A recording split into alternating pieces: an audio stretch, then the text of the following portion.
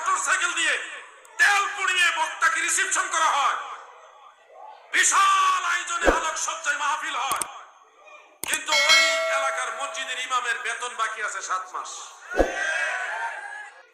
বক্তারা বান্ডেলের বান্ডেলের টাকা নিয়ে যাচ্ছে, কিন্তু ইমাম সাহেব বাচ্চা কাচ্চা নিয়ে 4টা ডাইল ভাত খাওয়ার মতো সহযোগিতা আপনাদের কাছে পায় না। এটা লজ্জাজনক একটা অধ্যায়।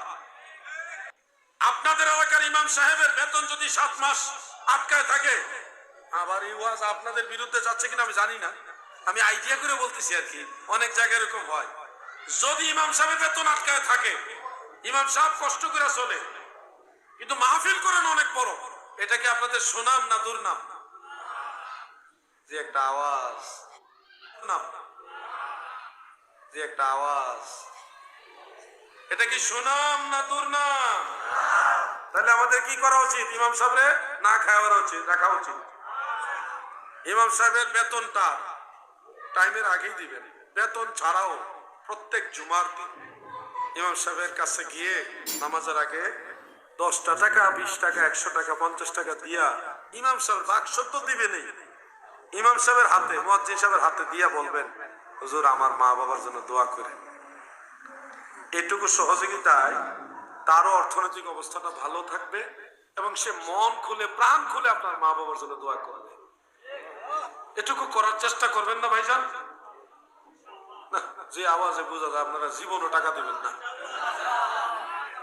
ইমাম সাহেব যারা আছেন, মুয়াজ্জিন সাহেব যারা আছেন, তাদের হাতে সপ্তাহে 10-20টা টাকা দিয়া একটু দোয়া চাইতে পারবেন না?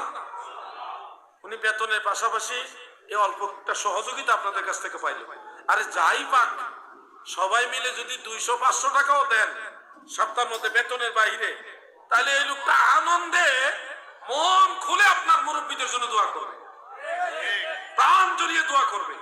আপনারা তো আপনাদের মুরব্বীদের জন্য দোয়া করেনি, ইমাম সাহেব দোয়া করবে।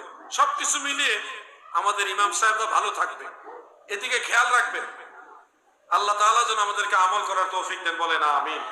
আমার আল্লাহ তাআলা বলেছেন, আকিমিস সালাতা লিদুলুকিশ শামসি ইলা গাসাকিল লাইলি ওয়া কুরআনাল ফাজর ইন্না কুরআনাল ফাজরি কানা মাশহুদা।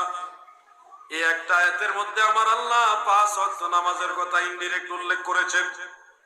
প্রিয় ভাইয়েরা গো, এই নামাজ মানুষকে দেখাইবার জন্য নয়, মহান আল্লাহ তাআলা সন্তুষ্টির জন্য পড়েন। যারা নামাজি আল্লাহকে খুশি করার জন্য সেজদা দেয়, তাদের দুনিয়ার ঝামেলাগুলি আমার আল্লাহ নিজে কমায়া দেয়।